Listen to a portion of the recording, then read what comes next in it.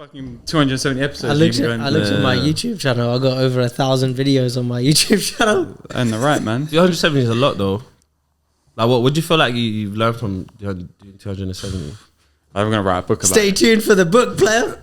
Yeah, write a book about it. What I've learned from interviewing 200 people on my podcast. It's gonna be a sick book, man. So wait, so you did 270 episodes though?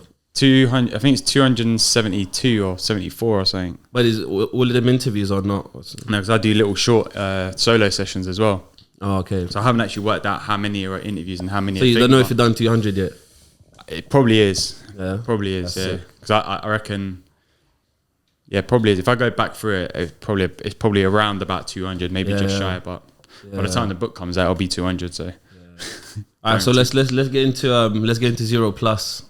Since the cameras are rolling. Are they rolling? Where's my merch? Let's just pretend like there's Zeroplus on there. You got zero right there. No, it's in the invisible. Yeah. It's the black, the glow in the dark one. Yeah, black on black. Yeah, black on black. Exactly. Come on. How HD are those cameras? Because you should be able to pick up the logo on there. Yeah. Yeah. Just make sure you zoom in. Yeah, just you can see it there. Yeah, Zeroplus. Add it in. But now, where is it? Where is it? Because I'm genuinely interested. So it's a concept that me and Sachin came up with when we were in Athens together, and it's basically our version of how everything is experienced. So like the zero is the innate state of being that's inside all of us. It's our foundation. It's our entry point to anything. It's peace. It's love. It's calm. It's consciousness. It's purity. Whatever you want to call it, right? Some people will call it universe, God, whatever, right? Some people will call it like the now moment, I guess. Now, presence, like that's always there. The zero is unchangeable, it's unmovable, it's eternal, it's everlasting, and it's just there. It's just there. You can't have more of it, you can't have less of it. And then the plus is everything else that we experience. So the feelings we experience, the happiness, the joy, the love, the hate, the frustration, the stress, the way that you receive people in your life, the way that you experience anything, it's all psychological, right? That's the plus. That stuff's optional. It's additional. Now, the interesting thing is because it's optional and additional, it means that we don't have to necessarily buy into it if we don't want to. But we're always going to be experiencing something as a form of plus. So we're always going to be coming from the zero and we're always going to be experiencing some kind of plus. We can't not, because you can't separate the zero from the plus. The plus is a bonus. The plus is our human experience. The zero is the big universal experience, divine, whatever you want to call it. It's like if you're annoyed about something, that's plus. Yeah. You're not, your natural state is zero, you're not annoyed, but you're experiencing a plus. And it's like, if you multiply zero by anything, it becomes zero. If you divide zero by anything, it's indivisible. So like zero is like your cosmic identity, is beyond physical, and plus is like, my name is Sachin, I'm Punjabi, I've got brown skin, I've got a bit, blah, blah, blah. There's two sides of the same coin, but they're inseparable. You can't separate your physical and your spiritual identity. They're mixed in one. So Zeroplus is just describing our experience, what we came here to be. And the other thing is as well, this is something that we've been talking about quite a lot recently, is like, one's not better than the other. Zero isn't better than the plus, and the plus isn't better or worse than the zero. They're one in the same thing. They look like two opposite things, right? One's zero, one's peace, one's tranquility, one's the present moment, the divine, and one's like, all the plus shit. But it's not one's better than the other and one's worse than the other. They're one in the same way. Like, this is my right hand and this is my left hand. I can convince you all I want that they're two separate things. This is my right hand and I can argue till I'm blue in the face, but they're not. They're one in the same thing because they're connected to one greater whole. I've just identified them as two separate things, but there isn't actually any separation between them. The same way there's no separation between my wrist and my hand. I can label it as so. And it's the same with this. There isn't actually they're one in the same entity, but two different ways to kind of describe the same thing. And the more you try and separate and live in one or the other, like a lot of people are exclusively living in their plus. That's all that exists in the minute. They don't have an option. They're just, whatever goes through their head, that's gospel. And then you got other people who are trying to get so far away from plus, like, oh, but that's not spiritual. You know, that making money is bad, and we should go and live in the mountains and lick trees for a living. That's been me. Yeah, like these two things are, one is not better than the other, and the more you try and separate them, the more suffering you create. The thing about that, money is the root of all evil. That's an interesting conversation in itself, because I feel like most people learn that from the parents. And then if that's how they live, money is just an exchange of value anyways in the first place. It's like, you know, someone goes, you know, this is how much I value that service or whatever it is, and it's how much I want to give. So I think when people talk about money, they usually talk about how much money they want to make rather than how much value they want to create. And I think that's the more important thing to the root of all evil thing is quite funny. So people say time is money. Would you say time is the root of all evil? I wouldn't. Time's not even fucking real. Money, generally speaking, like when's the last time you gripped a piece of money? Like I got a couple of pound coins in my backpack, I hardly use them. But the time thing is quite funny to me, because we learn our relationship with money and time from a young age. We're told in school, be on time. When you work a job, oh, that's time theft. You know, if you're watching YouTube videos at work. And I think like the relationship that I've had with time has changed so much, where now when time stops existing, I'm way more potent and powerful. If I don't have any point of reference outside of now, and more different and better don't exist for me, then something fucking potent's been happening to me. Like I was saying to Alex on the way over here, something's really shifted inside me. And I think it's the commitment that I made with you recently as well that's adding to it. But yeah, that the more different and better thing really like changed the game. Yeah. I got this really weird question, and I'm not sure if you're ready for it, but Alex is like, now can you describe your love for life? Ooh, that's a good one. You want to go first? It's like, yeah, that's a good one. Do you want to go first? I'll go first. Do you know what it is? Yeah, I have these like moments, you know. It just, there's something about life in itself. It's just so beautiful. Like, I just came back from Greece, and basically, like, I'm scared of heights. Yeah, so I went to this like cliff to try and get like a video and stuff, and I kind of like sat next to it. Yeah, and I was just like, I was looking down. I was just like, fuck. Like, I was actually thinking for a split moment, like, if I actually fell, if I like slipped off or whatever, it's like, bro, like I love life so much.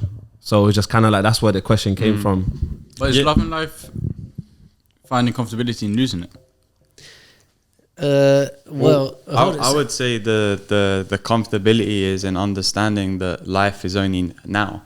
That's like, you can't lose now. Okay. Ponder on that one for a while with your little sandwich. I saw his eyes go, what? But it's like, no, but it's true, right? And so like, it's a good question, because my love for life, and this is something that I always say to Sachin as a joke, is like understanding that life doesn't get better than this. This moment that we have now, life doesn't get better than it. Doesn't matter what you're experiencing, because this is all we have. So to think that there's something better outside of now takes you away from what is possible for you to experience and create now.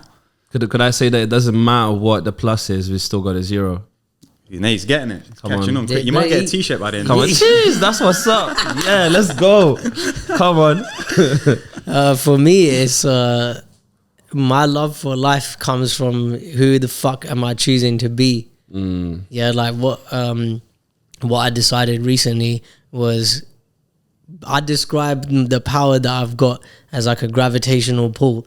So apparently the moon governs the tides on Earth, innit? I don't know if that's true, but apparently that's true. Let's say if Saturn or Jupiter, which are massive planets, came into our orbit, they would change the tides on our planet. That's what I am. When I come into someone's world, I'm Saturn, I'm fucking up your tides. That's where my love of life is really like, when I'm loving life, it affects other people. And when I see what my love of life does outside of me, that's how I can see it being described in real time. Yesterday, I had a conversation with this guy. I've never met him before. And he was probably just expecting like let's link up and chat about something. I don't know. And we talked for about an hour and a half, and he left with a lot of homework. And I asked him this question. I go, how would you describe how you're showing up as a son to your mom and to your dad? And we ended up having a conversation about who he's being is being defeated, because he's decided that there's no possibility outside of what he's got with them right now. And my love of life just really presented itself to me through him, because he had a big like fucking wake up call. And it was like, oh shit, this is what happens when I'm actually hearing it. This is what happens when I'm really listening to someone, I'm being with people, who I'm being is tuned into the moment. And like you said, now is always, they don't get better than this. Yeah. And the other thing is, it's like when you're coming from that place that Sachin's talking about, what that he did with that guy yesterday, that's his zero speaking directly to the zero in the other guy. He's not coming at it through the plus. It's 0 to 0. And what I love about that, and this is where my love for life comes in personally, is like helping people recognize that in themselves. That everything that you think that person has that I don't have, or this person has that I don't have, or I wish I was like that person, you have all of that. Do you remember what yeah, go on. You know, we were in France, yeah, and I'll say to Alex, oh, there's this guy Eric Lofholm. He's like, by the way, shout out to Eric Lofholm, yeah, fucking hell. But you always do shout outs, bro. Shout out as well. You know what I'm saying? I have to do it. Like, I shout outs all the time. I do. I love doing it. But I was telling Alex about this guy, and Alex was like, so what? Like, why are you getting so gassed about him? I was like, nah, he's sick. He's doing this. He's doing that. And Alex was like, you're acting like you can't do that. And I'm like, no, but that's exactly it. He's telling me that we can. And I love that about, he doesn't really shout people out, innit? And I'm the opposite. I always shout people out. But it's that whole thing, like we can be exactly the way they're being. My zero and his is exactly the same. Yeah. Well, it's like the other day we were on a webinar with one of our coaches. I'm not going to name names, but our coach kept shouting out his coach. He's like, oh, my coach told me this, and my coach told that. And we were on mute, and we were on this sitting next to each other on the Zoom. And I turned to Sachin, I said, fuck his coach. Like, just keep gassing him up for, man. Like, no, because you're taking your own power away from yourself. You're living in the land of plus. You're living in the land of that person has something that I don't. No, it's not true. You have that. We all have it. Like, there's no difference between what you have and what I have, and what Sachin has, what Aladdin has. Like, we all have, or whoever's listening to this has. We all have the same stuff. Some people are presenting it and living through that in a way in which we feel like we can relate to, but we can also live in that way. Yeah, this I was gonna say. I think so. For me, it's a little bit of I have this belief of like the only reason we can recognize something is because we have it. You know, it's that thing of like, it's my classical example. Like, you know, like before, like let's say like before I bought my car, I'd never noticed the same car when I'm driving. But now because I have it, I know it's the same car. So it's like, it's the whole thing of like, you know, when people go like, someone might say, oh, you're really confident or you're really good at doing this or whatever. It's like, you can recognize it because you've got it too. You can also recognize it if you don't have it and you want it. Or sometimes if you have it but you don't use it. Yeah. There's also that. Because some people have it but they don't use it. Yeah, that's true, man. You know, I recognize something about you that I have and I don't use. Is the language thing. You're always picking up on little language things in it and flipping them. Like I said to someone yesterday, it's easier done than said. And they were like, yeah, it's easier. Yeah. Because you know what the thing is? I think for me, like, language is really important because I feel like it kind of like, it sets the reality, you know, like the way I describe things or the way I look at things, like it sets the reality for it. So, but yeah, I still got to block those, by the way. So, yeah, I don't mind that. me too. I had it the other day. Yeah, cool. You know what? I've got another question for you lot, yeah? Which is a really good one. You know, before you go to that, I swear, I really want to talk about this with you lot. I watched, I told you about this already. I watched a podcast, Flagrant. You lot know about Flagrant. Flagrant, yeah. Andrew Schultz and the Punjabi guy in it. Yeah, and shout out Punjab in the house. Why did you death me when you said that? Anyway, I watched one yesterday with Russell Brand. Okay. Have you seen that one? No. Oh, fuck me, it's crazy. It's powerful, man. Yeah. I think Russell Brand has unlocked I don't say unique. I want to say superior understanding of life. Sorry, 1 second. You know, Rich Litvin coached Russell Brand. Just wanted to tell you that. I know, you told me. Have you seen any of Russell Brand? I used to watch Trues and I used to watch a lot of his stuff. I don't really watch anymore. He puts out a lot of content. I don't watch it either, but he puts out a lot of content. After this podcast, I'm definitely gonna watch it because this guy has like a deeper understanding of life. And one of the things he said most religions kind of say this, and it's life is an illusion, but us acting as if it isn't is what gives it value. I'm paraphrasing, but yeah, essentially that's but some real everything we shit. have is an illusion. Like you said, left and right don't exist, and this is not Lucas said. Nothing exists, but the illusion of it, us giving the illusion truth, is what gives it value, and that value is what makes us have a better experience of life. Well, the time, space, and matter only have illusionary value. So that Lucasade was what, like £1.35 or something. There's 75. all right. So that's matter. Yeah, it's like a physical constitution of atoms. It has illusionary value that we've placed on it. So that is different value to the microphone, but the illusionary value is different. The matter value is all the same. It's all matter anyway. I say it doesn't matter. Yeah, matter doesn't matter. The only question I have, does it matter? Yeah, time, space, and matter. Space, like physical space that we're all occupying, costs money. There's a value to it. Time, there's a value to it. And what he's getting at, from what you just told me, what he's getting at is the illusionary value that we put on things. Like, I've got children. I've made an impact in the world. It's all illusionary value. Doesn't mean it's bad. But what illusionary value are we choosing to give to stuff? So you know what? The way I like to describe that bit is like, I just call them concepts. So like concept of time is just how we measure stuff. The other thing as well, countries, for example, countries not a real thing. It's like, you know, like they'll say we have America, whatever. The real thing is that, you know, there's land there, there's the actual matter, you know, there's land, there's people within a certain amount of space, and they call that land America. It's a concept. The country is a concept. It's not a real thing. So there's a lot of different concepts out there, and I feel like we live in the illusion could be called in a world of concepts. You know, just bunch of different concepts all the time. Everything's a concept. I was just waiting for that. Yeah. No, it's true. Like I was watching, I was on a TikTok, and I can't remember the name of the comedian. I'd really love to shout him out, but he was this amazing skit, and he was saying like nothing makes sense because everything's a concept, and he was like, you talk about the universe and matter and stuff like this. It's like the molecules that make up my body are the same molecules that are making up that bottle of Lucasade and are making up this table. He was like, that doesn't make sense. How have these molecules decided that this is my body and this is the table? And if it's the same stuff and most of it's air anyway, why when I put my hand on the table, my hand doesn't go through it? We can't explain why. No one knows why. That doesn't make sense because it's the same stuff that it's made up at, but we can't explain why my hand doesn't go through the table. Yeah. And That's why I don't believe in science.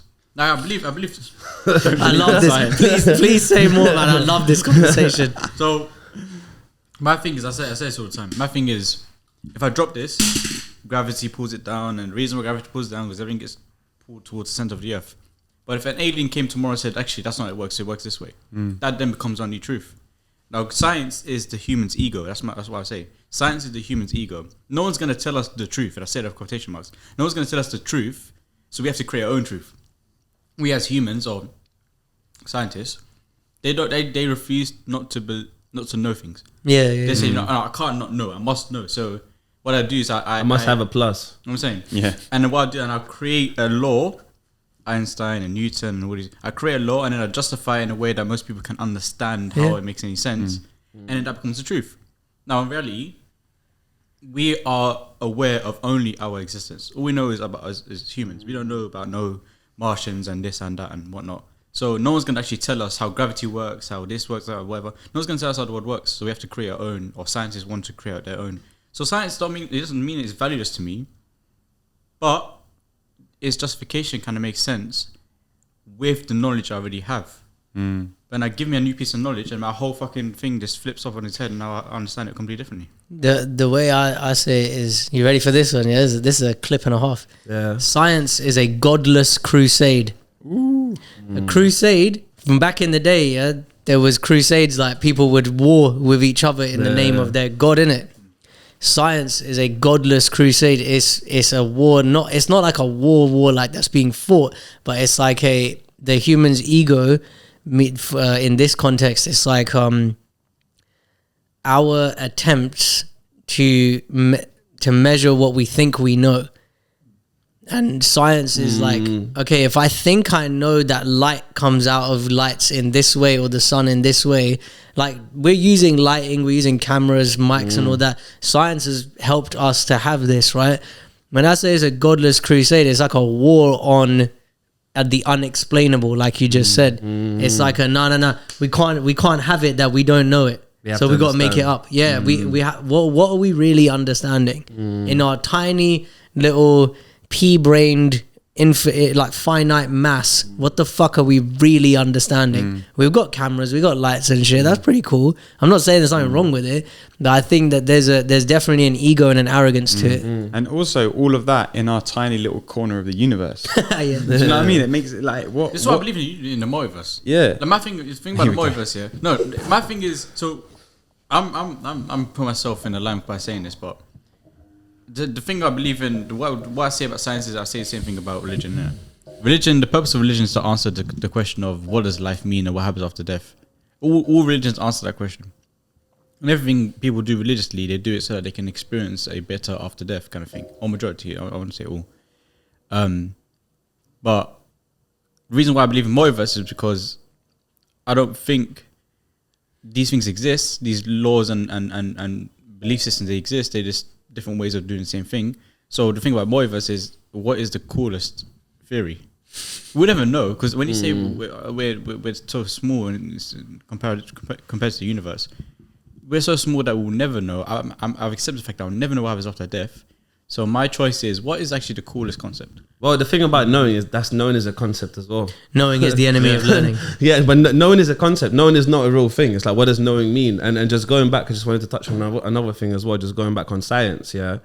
I actually just realized, for me, science is a creative way of explaining something through someone else's lens. Because that's what it does. It's like they put known elements together. They know they use the things they already know about or things they already experience or whatever, and they put it together in a creative way and they explain it through their own lens of articulation. But this is the thing. They don't know shit, because all scientific theories are theories. Yeah, so yeah, they don't actually know anything. They don't know any more or less than we do. They think they do. They don't. They don't know. They're just know how creative. gravity They're just works. creative with what they know. Yeah, they don't know how this table is made up of molecules that are basically 90% air, but yet it's solid. They don't know. We don't know. So they don't know anything. They don't know if evolution happened. They don't know how the universe was created. They don't know nothing. They don't know.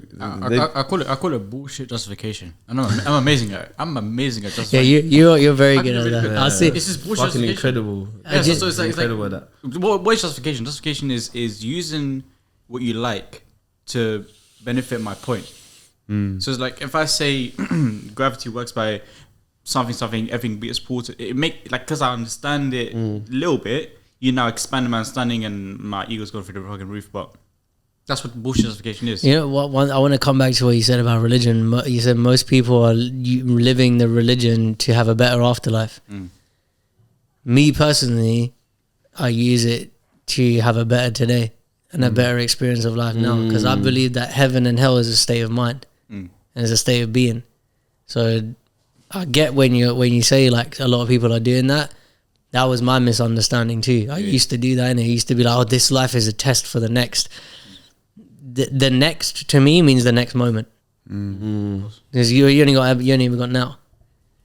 The other thing is, what's really funny about religion, I've changed my attitude on religion so much over the last 6-7 years, because I saw how people were practicing it, and I was like, nah man, that's shit, like it didn't make sense to me.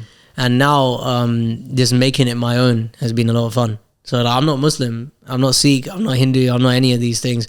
I just mixed it all together. What do I like from each one?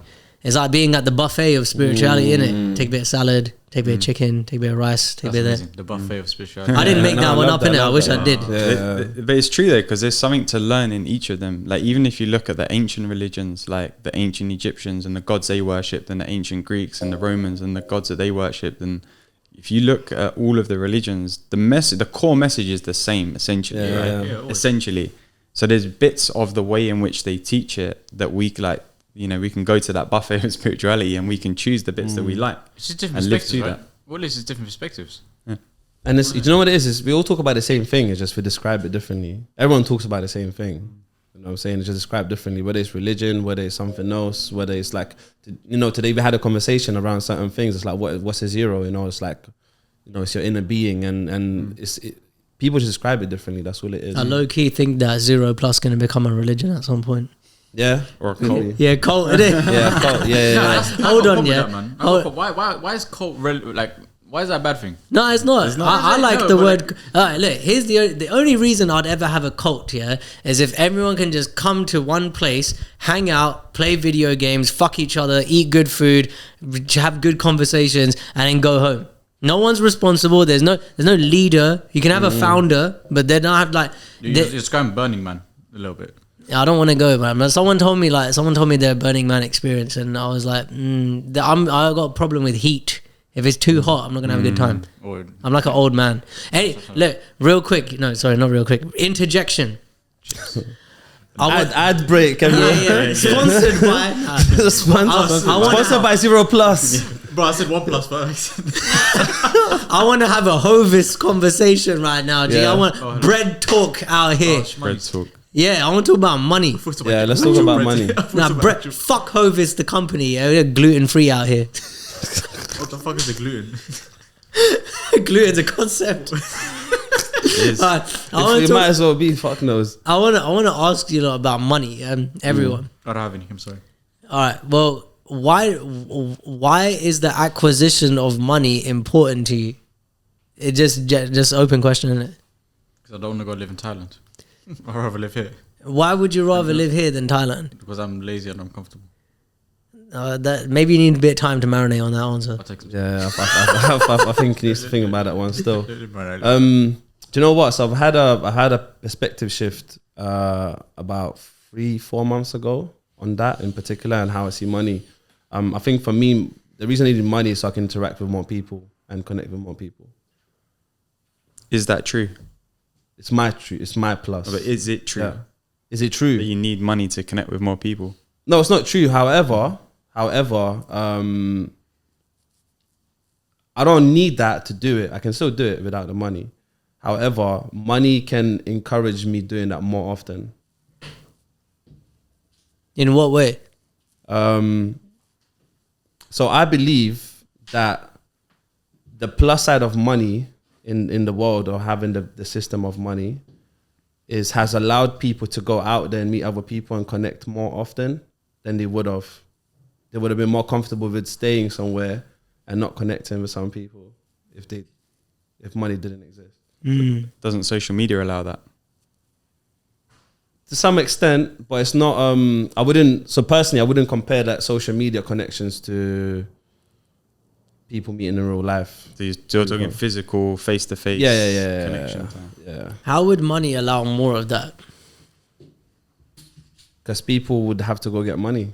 Like they'd want to make money or whatever. You know, I don't know what their relationship with money would be, but you know, that's up to them. So, what do you think?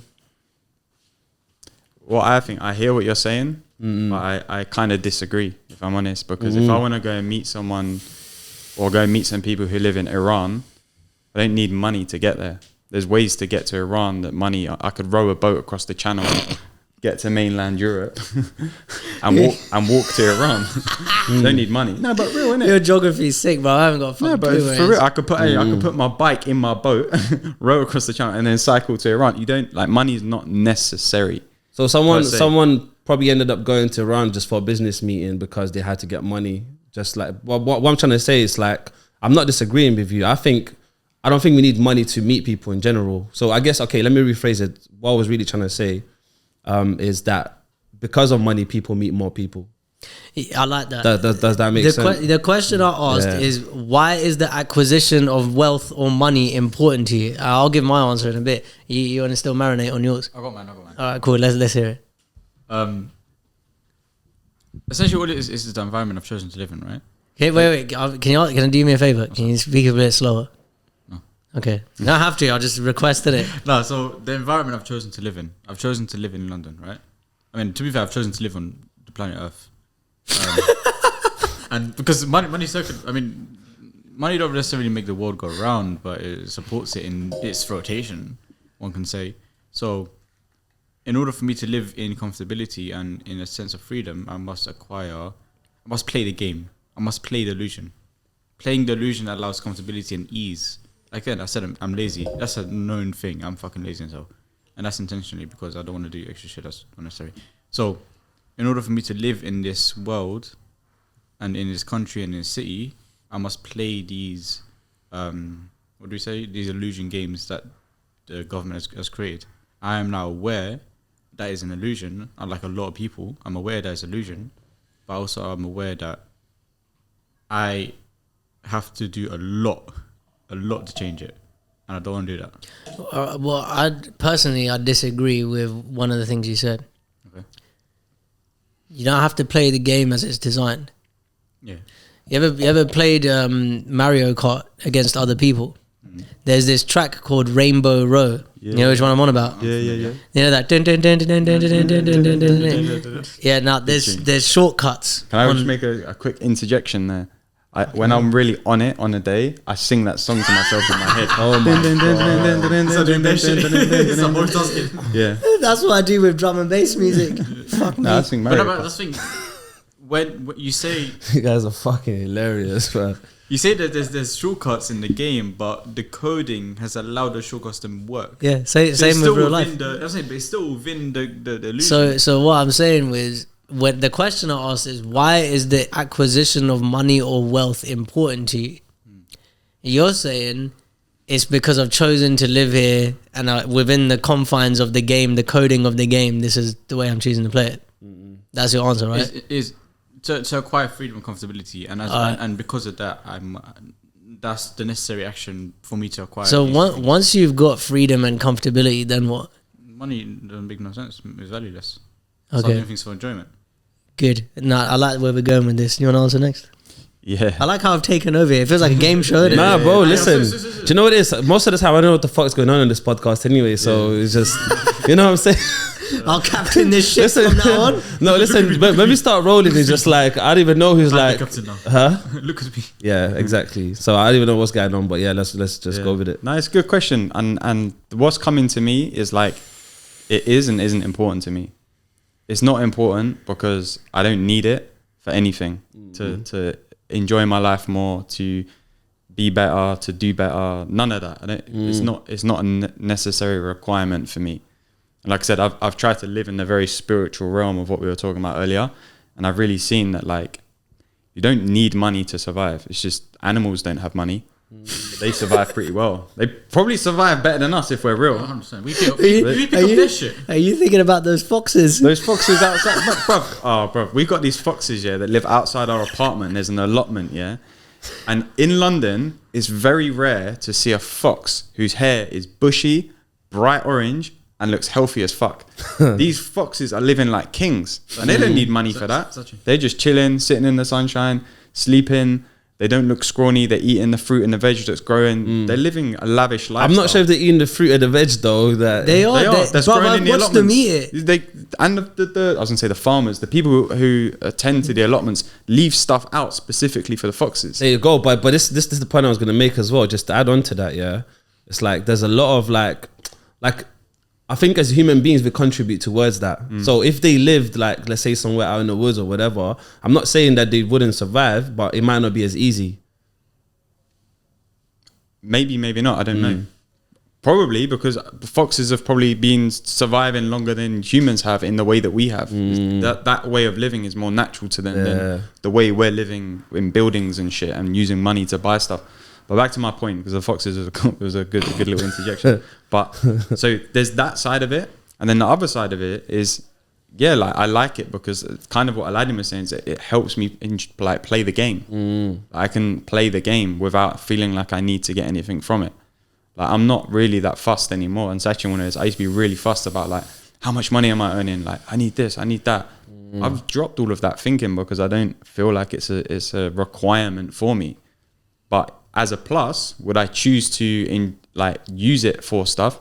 Yeah, like we're talking about going to India in February. Unless I want to get off on my boat and cycle there from today, like it's going to be useful to have. That water's going to be choppy as fuck. I probably won't make the journey. Getting across the channel, jeez. But like like, do you see what I mean? So it's like it's useful in an essence that helps to enjoy the game of life in the realms and the concepts in which we, our society has been designed. But it's not an absolute necessity because the value of money doesn't actually exist in the first place. It's a mind created concept that we've all bought into. We've all agreed to buy into. Yeah, that's it. But if we agreed, then therefore it has value, no? Well, No, it's a concept to exchange value, right? Yeah, It's them. Yeah. have you ever looked into the history of money? I think it started with IOUs. So like someone did something for someone else, and then someone said it started and you with can use like that. Yeah. the gold rush. I'm gonna like shorten this story, so there might be gaps in it for anyone who knows more about it than I do. But it kind of started with the gold rush when people started accumulating gold and realizing that it had value for exchange. People would like collect large amounts of it, and they were scared that people were going to steal their gold. So what everyone agreed was let's deposit the gold in a place, and in exchange for my deposit I will get something that says I have the equivalent of 15 blocks of gold here, and then that became the thing that they would exchange. So I'm exchanging with you this token of the value that I own in the deposit, i.e. the bank, and I'll give this to you, and this now becomes yours. So if you go to the bank, you can now deposit those 15 bars of gold, and that's where money came from, and everything off the back of it. So the money that we hold in our hands or on our phones digitally, it doesn't have an actual value, because it's not the money that has the value. It's supposed to be the gold, but obviously the monetary system's got a bit messed up since then. I think that's known at this point. I think that's been repeated so much that we all know, a lot of us know this, the fact it has no value, but the idea that we give it value, anything has no value until we give it value. Once we give it value, then it becomes valuable. The second you go to St. Sainsbury's and buy a water or buy whatever you bought, you've now given value to it because you agreed with the provider or the retailer that this is the valuable thing that I own. If I give it to you, you give me this. So it has no value. Like all things, it has no value until we give it value. Once we give it value, that's when it becomes valuable. Right, anyway, back to the question. Thank you for that. We're all hitting on great things here. That was nice. That was, bruv, you know what? Me and you are going to be spending a lot more time together. So get used to it, bro. Yeah, you got to get you got to get used to it, and one, you're going to have a lot of opportunities to make me look stupid because you're going to be making stuff that you can cut up clips of what I say. I'll just throw stuff at you instead. Have I done it before? I've done it to him, not to you. I've done it to you before, innit? What have you thrown at him? It's fucking just throws everything. Alright, so the question I asked was, why is the acquisition of money or wealth important to you? And what I've got from each of your answers, yours was the best, by the way, because you're hitting on the thing. Once I've got my basics covered, it becomes worthless. You're saying something similar, you're saying something similar. What would then be the point of acquiring wealth after you've got your bases covered? You go pay your rent, live in a nice place, you got food, you got shelter, you can do shit, you can go jiu-jitsu, you can go yoga, you can go out where everyone you can eat. You don't have to think about spending money. What would be the only reason you go out and acquire more money? That's what I'm saying. I think we spoke about So my answer still stays the same, to interact with more people. Okay. It wouldn't be. Wouldn't be. That's what I'm saying. So we spoke about this with Aitio. Those people that are up and rich and they don't have to think about spending money, what's the next thing after that? And that is power. So people that are rich, they then want... I'm speaking for them like I know them, but from my understanding, after you've obtained a certain amount of money... Watch too much Scarface. That's a sick movie, man. You lot killing me today. You haven't seen Scarface? I forget that you're younger, innit? So. Aladdin, you got some homework for tonight. Yeah, bruv, that's... Well, I have a movie podcast and I've seen nothing. Anyway... what was I gonna say? Yeah, so after money, after you acquire a certain amount of money, then the next thing you want, they crave the next thing, which is power. But would you crave that? Me, yeah, no, fuck no. Okay, but that's a result of my experience, right? So what does power mean to you? Influence on other people. And okay, so what I'm getting at is, what would be the point of acquiring wealth for you after a certain point? And no, it wouldn't be. That's the thing. I'm speaking on behalf of people that I don't know. Which is kind of stupid. So my answer is this. At a certain point, I realized I can coast from here. I'll be fine for the rest of my life. And then I clocked it. I was like, oh, wait. My granddad came to this country with £3 in his pocket and couldn't speak English. And he built a business empire. But he did it out of necessity. He worked a janitorial job. He cleaned stuff. He worked in a restaurant. He had like loads of shitty jobs and then built his business.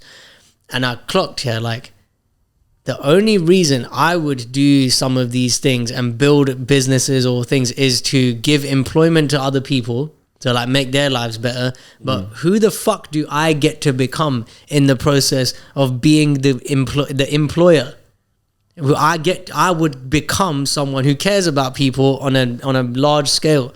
I'd become someone who can create organizational change. I could become someone who takes care of other people's families.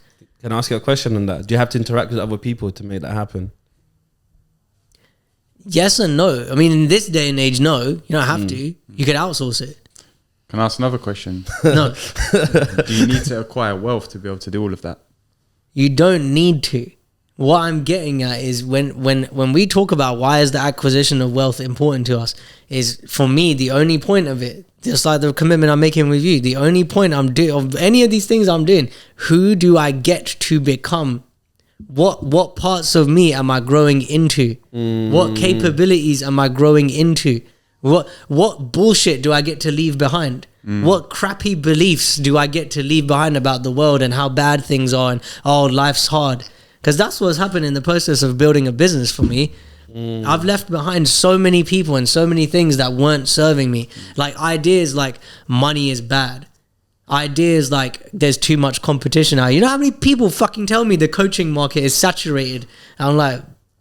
Saturated. It's saturated now, motherfucker. Yeah, saturated. But these things have happened as a result of me looking in the direction of I want to create something. Yeah, but let's just take money out of the equation, for example, right? Say you became a, I don't know, like a peace protester. Could you?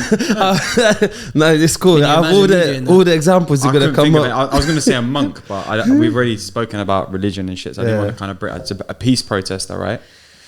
Could you not say the same thing? Who would I become in the process of being the most impactful peace protester in the world? So to me, it's like, I get what you're saying with the money, and what I'm hearing is it's not really about the money, it's about what you become through the process. Yeah. So what I want to point at for people who are listening, it's the fact it's not about the money. It's about, it can be whatever. What you're becoming is the important part, and the wealth is just the accessory to that. It's the byproduct. It's the side effect. That's exactly why I made my commitment with Leo. For everyone who's listening, I'm putting myself really on fucking blast here, innit? Fuck me. I've asked him to train me from novice to fight ready. And I don't give a shit. I don't want a career in fighting. I've got a pretty face. Do you think I want to fuck it up? How's that going so far?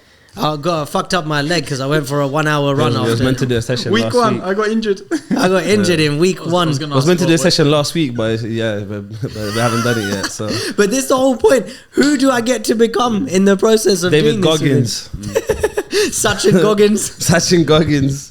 I'm telling you, bro. When you asked him how's it going, I thought you were referring to the pretty face, not the actual boxing career. Okay. I'll ask him about the pretty face. He's firing shots back at you. You see that? He's got you back now. I'll ask him about the pretty face in 4 months. But do you know what I like about Aladdin, yeah? Do you know what I like about Aladdin? He didn't directly say it to him. He used Alex as an accessory. Yeah. He used Alex to say it to him. We're going to start having a lot of fun, man. It was so funny. That was completely unintentional, but fuck it. I'll take the value. I just, you know what? I love the way you get down as an individual. It's sick. Like, I go down all the time. What's up? I like the way you get down as an individual. Go down. I don't know about go down. Get down or go down? Fucking, you're confusing me now. You got me with that one. There's a sick fucking Netflix series that's called The Get Down. What's up? I think I've seen a it's trailer around the for it. origins of hip hop. It's so sick. Yeah, it's so sick. But yeah, I rate your get down as an individual, bro. You're like, when I was your age, I wasn't on shit really. How old are you now? Like 23? 22? Wow, you're sick, bro. Young buck. On shit. What's that mean? Well, like He's on smoke, innit? Bro, I'm on vaping, bro. Now you're on smoke. You're the shit. You're not on shit. You're the shit. I'm on Steam. yeah, you're doing something you enjoy, and you got a skill level in it that you can improve, and you're already making money doing it. Be careful. That's my might get bigger. Like It's good for him, man. I'm thinking about the tax, man. That's what. But you got people around you that can keep your ego in check, which is also good. Yeah, but apparently I'm a wanker. But that's, Everyone easy, masturbates. so- It's all good. yeah, everyone's a wanker to some extent. I'm wanking right now, Yeah. bro. Technically, everyone must have masturbated at least once in their lifetime. So Can you picture your parents having sex? Sorry.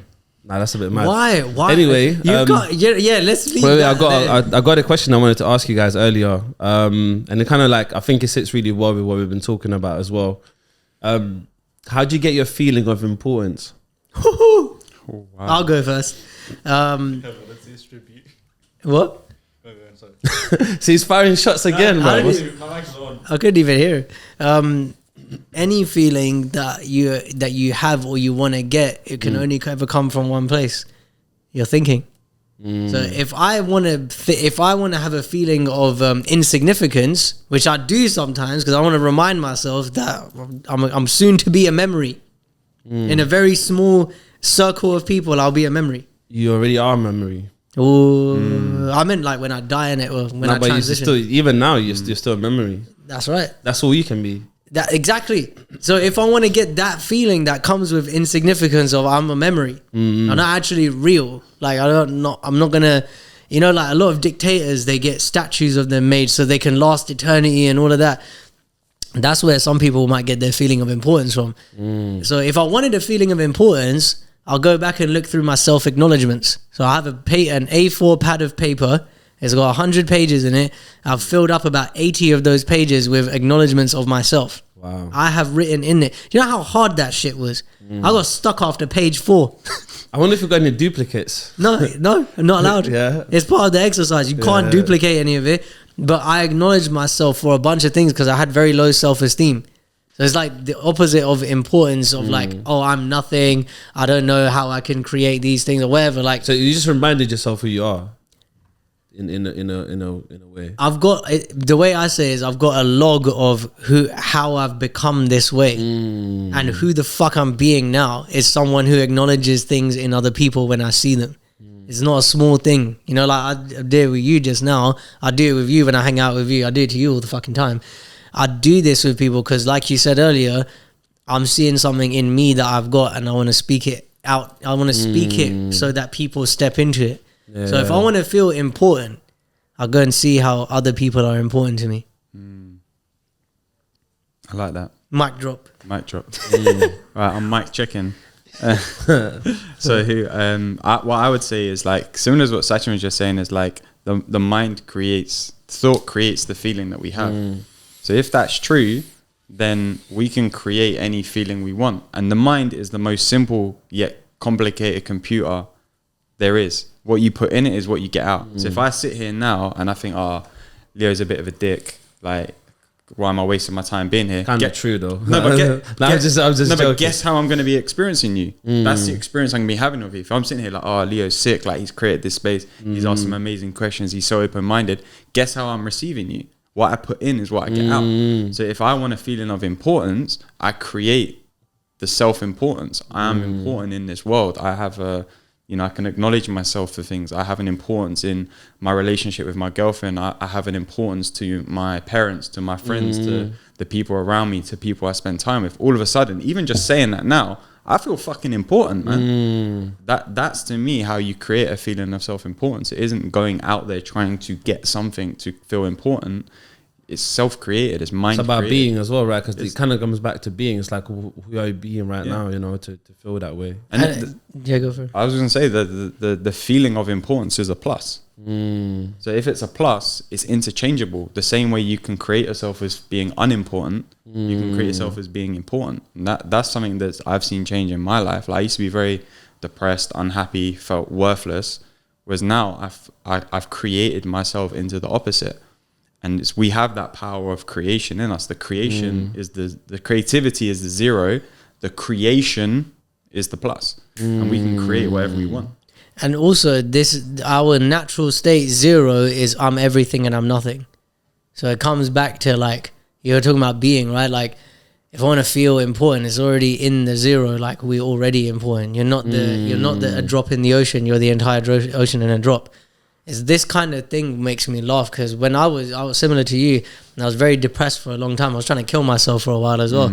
And the thing that kept coming down to every time I wanted to hurt myself was God hates me. That's plus. How the fuck do I know? The funniest one, I've got nothing. I've got a couple of mates who are gay, right? I said to one of them, she goes, you don't understand what it's like being gay. I'm like, yeah, I don't. But you know what makes me laugh? When people say God hates gays. I go, yeah, how the fuck do you know? And she goes, I wish more people thought like that. I was like, how do you know it's hard to be gay, bruv? What were you talking about? Hard compared to what? I'm gonna get a lot of shit for that, aren't I? That's all right. Cancel everyone in the comments. Sachin's been cancelled. It wouldn't be the first time. How do you know? How do I know? You're gonna get a lot of shit for that. Yeah, that was just passing comment, innit? Just based on assumptions of what's out here, based on people like Andrew Tate. Well, Yeah. It's only 21, you're assuming. 2022, fam. I think the state of the world is quite sad at the moment. I said, like, okay, you know what? Let me rephrase it. I don't believe that it's sad. I believe the world is beautiful, you know, and all of that stuff. Obviously, there's some shit that happens. I think where we are now with freedom of speech, I think is we're like in a really sad situation at the moment, because I feel like my perspective is that people should be able to say what the fuck they want to say, even if it's like the worst shit ever. But we should be able to have the freedom to be able to say stuff. I just feel like we got to the state where like people can't even say anything without being cancelled, and yeah, it's really tough. Like I once went on someone's podcast and I said, when I was younger, we used to like say, "Oh, that's gay," and it was like It's so funny how the word gay changed meaning. Yeah, it used to mean happy. Yeah. Let's have a gay old time. It's in the fucking Looney Tunes. Then it meant like that's not cool. And now it's like people don't use it like that. It's the evolution of language. No, that's like the most offensive word people can say. Yeah. I don't even understand how that's possible. Like if someone, whatever. So what you're saying about free speech, right? Like let's say if someone went on Twitter or YouTube or whatever and started saying really negative things about gay people, please leave it on there so everyone else can see what is being said. And that person is creating how they want to be received in the world. A lot of people aren't going to want to hang out with them. A lot of people aren't going to want to do business with them. A lot of people are going to keep them at arm's length and be like, you're an idiot. Now, if someone else on the other side is saying, hey, you know, pandemic might not have been real, they're taking that stuff down. I don't think that's good for us. I also don't think... Okay, so I brought up Andrew Tate, right? Do you know who he is? Yeah, of course.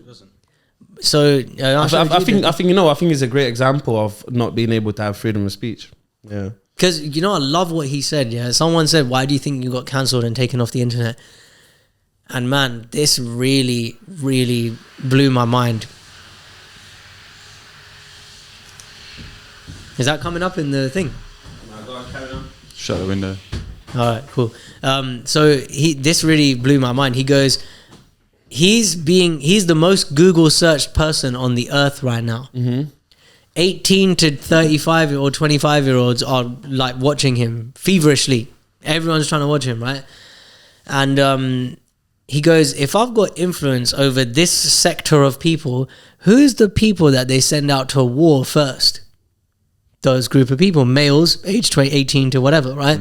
Who's the people that could cause an uprising in the country? Same people, right? So he goes, if I'm speaking to them saying, don't let the common cold, like don't let the government tell you that the common cold is a virus and you're going to die.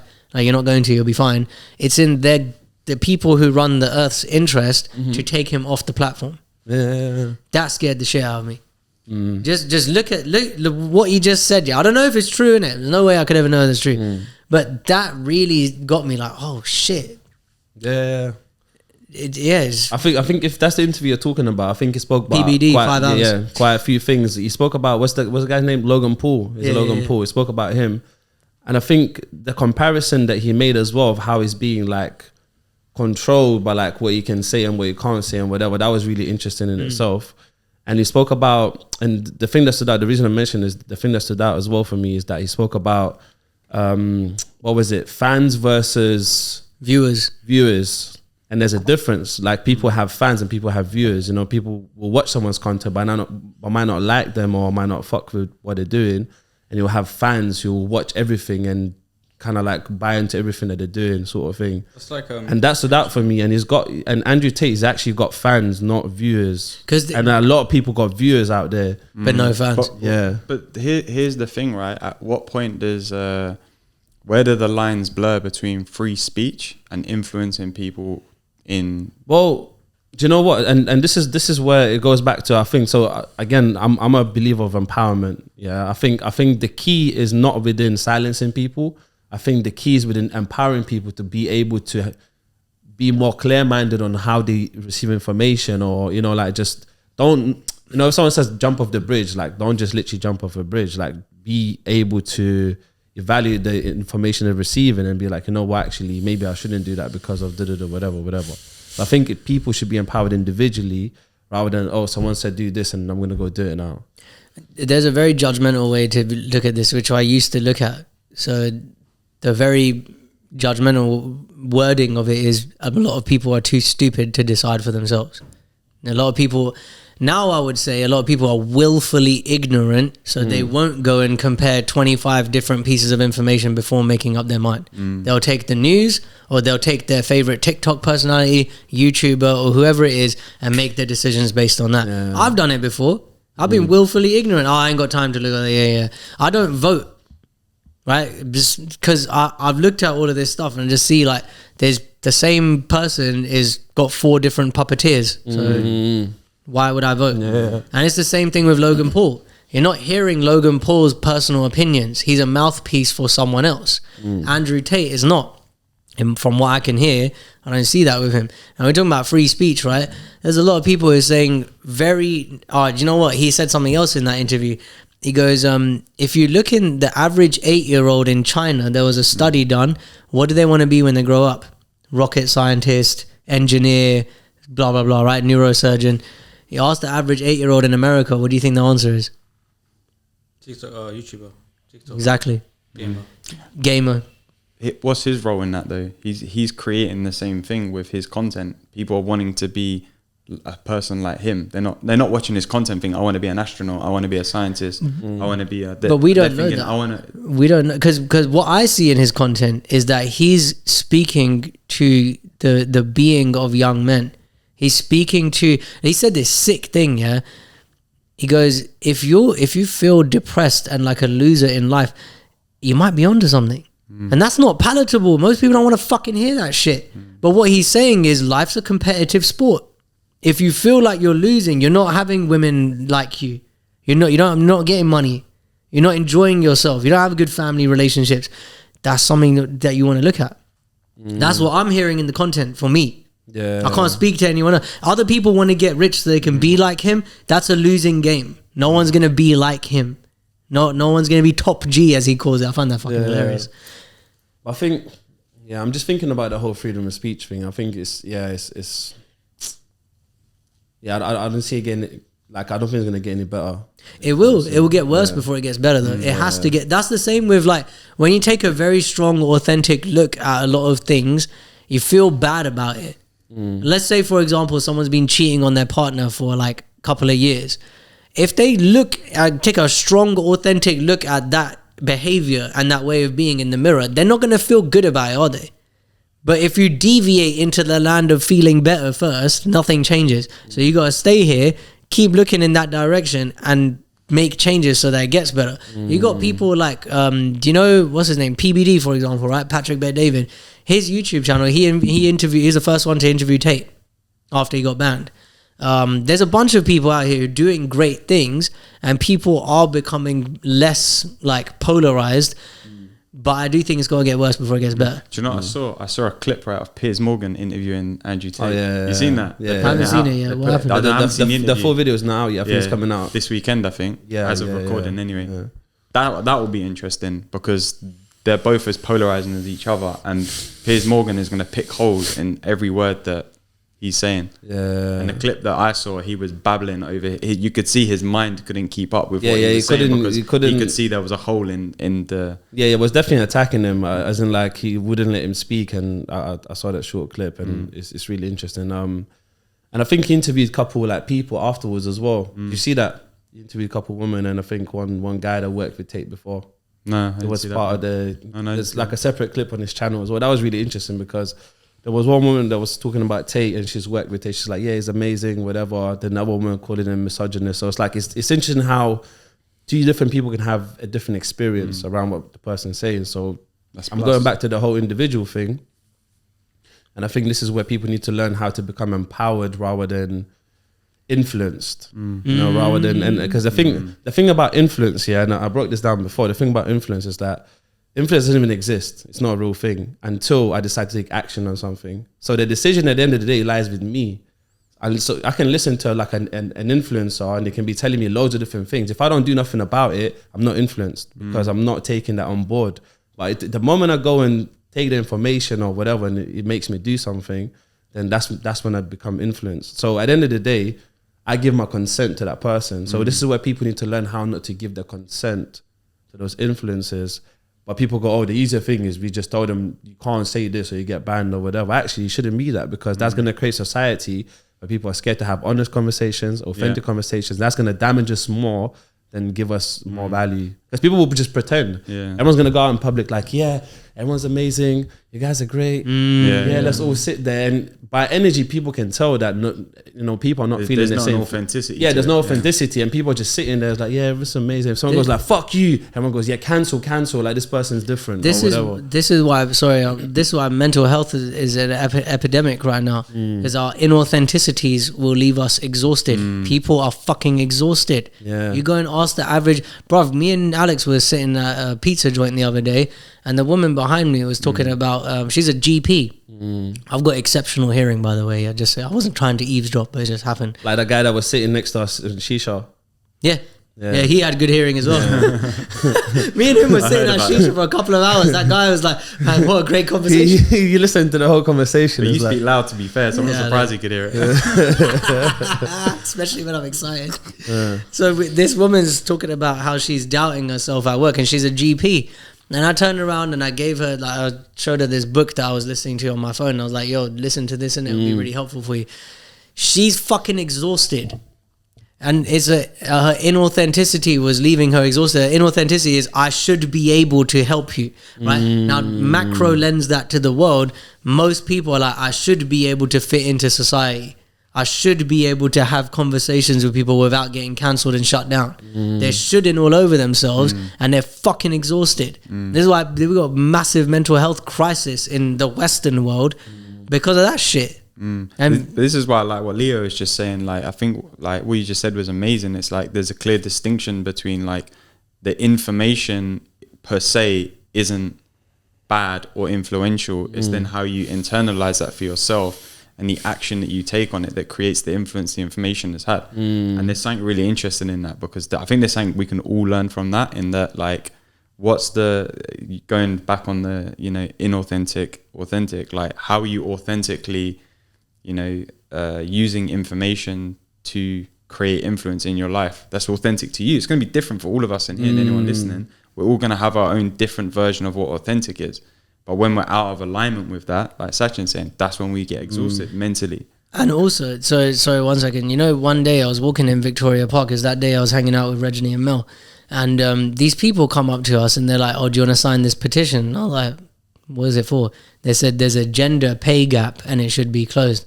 And in my mind, the first thing I've asked them is, like, how the fuck do you know? Like, give me where's the proof? And he's like, oh, but they've done studies, this and that. There's a guy and a girl in it. They both came up to me. And Reggie and Mel looked at me. They're like, these two don't know what they're getting themselves in for talking to him. And I said to the guy, I was like, hold on a second. If that's true, I mean, I run a business. If women are being paid less than men, wouldn't I just only employ women to do stuff? I'm fucking hiring Aladdin to do video editing for me. I'd find a woman because surely she'd be charging less. And they couldn't give me an answer. And also the woman goes, I'm a feminist. I go, what does that mean? She goes, I don't know. Basically was her answer. And I said to her, has anyone challenged you guys on these things that you're saying? And they didn't want to answer it. And I was like, I'm not dissing you. I just want a clear-cut answer. What the fuck are you? What do you believe in? If you ask me, what do you believe in God? It's a yes or a no. If I ask you what is feminism, give me a rock-solid answer. She goes, it's different for everyone. I'm like, is that the world we're living in? You can't pin something down to a fucking definition. But this is it, right? This is where it comes down to, like, how grounded are you in your truths? If you're not very grounded in your truths, the second someone pokes holes in it, it's going to start falling apart. Whereas if you're very grounded in your truth, you can't it's like if there isn't a big tree out the window, but if there's a big tree out the window, it's going to be very hard for us to push it over, innit? Not because it's a big tree, because its roots are so deeply set. But you know what? Poking holes in the truth is a good thing, because if that's something they believe in, they can then go and maybe research a little bit more, or like kind of learn a little bit more about it. So it's not necessarily a bad thing. I want to share this, man. Like, I got it written on my phone. I don't want to butcher it. I heard this on a podcast, I believe it was. And, oh shit, I got to find it first. So can I just say one thing while you look for it, yeah? You hit the nail on the head. Like, when you was talking earlier, I've just realised something. So the issue isn't with what Andrew Tate is saying, because whatever he's saying is not making people feel like that. It's actually what he's saying is reflecting the society that already exists. Yeah. Bruv, if we carry on going this way, we're fucked. Look how there's this very well-known saying, yeah, good times create weak men create hard times create strong men create good times. We're in a time of hard times right now, bro, and every man, woman and child is going through that cycle in themselves, and I think what he's pointing to is that the times that we're living in are too good. We've got a lot of weakness, and it's not about a judgmental weakness. It's about structural integrity of character. The structural integrity of a leaf is very weak. You can rip it. Structural integrity of metal is very strong. Can't really do shit to it. And we're living in a time of very weak character, in my opinion. So it goes on to what I was going to share, right? So the difference between a belief and a truth is that a belief feels like it needs to be protected and defended, whereas the truth doesn't. Some real shit. That being said, we're coming at the end of it. I like that. Wow, how that was quick. That was quick, fast. innit? You know what? I don't even want to ask like the question that we usually ask. I want to switch up a little bit, just a little bit, just a tiny bit. Okay, listen. Let me ask you a question. What does tradition mean to you? What's this? This is like kicking off like a whole nother 2 hours. Not England speak, bruv. I am very filled. Not understand why you coming fast. Is it bleeding? England speak. Is it bleeding? Anyway, the question is, yeah, what is the message you want to give to the world? Before that. Huh? Before that. Or if they promote anything you want to promote? Go find us on Instagram, innit? I'm going to speak personally because I don't know what Sachin's going to say. Have you got a Zeroplus Instagram? Or is that Not yet. Not yet. Coming soon. Alright, let me go take the handle so I can sell it to you after. Yeah. We already got that covered. We got that covered. Oh, shit. Covered all areas back in April. I got Zeroplus. What about that one? So what I was going to say is, like, if you've been intrigued by this conversation and what we've been talking about, if you want to find out more about me, just head to Instagram. I'm Alex Manzi. Come and vibe with some of the content I'm sharing. If you like it, come say hello. Let me know you heard you on this podcast, and happy days. So. I'm going to make an invitation. I've never done this before, but I'm going to make an invitation.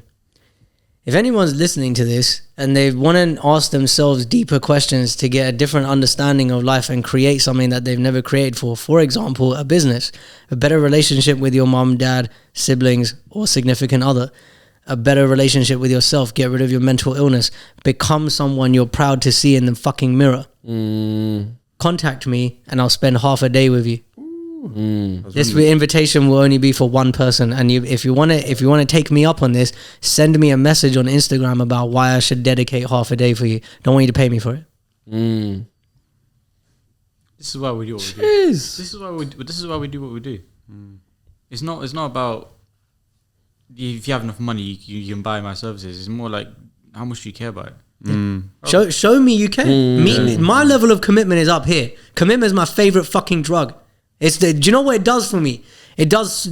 Ask him how I wake up in the morning. We live together, innit? When he sees me in the morning, he's like a commitment crackhead, bro. Yeah, literally. When they start talking about commitment, it's like, yeah, bro, commitment is this, bro. Yeah, fam. Yeah. My commitment is up here. If you can meet me up here, fuck it. Why wouldn't I want to meet you? I can feel it. You know when I committed to you to doing this, ask him. I just sit like it's like I can't even talk sometimes. I'm gonna see Leo later, bro. I can't even, my mom said something sick to me. She goes, do you ever think it's a bit too much? I was like, you know what? I need some of that from you. What's that? Like I need some of that. I'm committed, but I'm committed in a different way. I need some of that commitment. Drug. I need some of that. I need some of that shit, man. I need some My of that mum shit. goes to me, everything is too much sometimes. I'm like, what? She goes, you're just doing too much. And she goes, you remind me of your dad. My dad's weird, yeah. One day, like, he'll do this regularly. He'll drink coffee before he goes to sleep, and then he'll wake up 4 or 5 hours later. And me and my dad are quite similar. We do weird shit like that. But my mum goes, I look at your behavior sometimes, and I think you're even worse than your dad.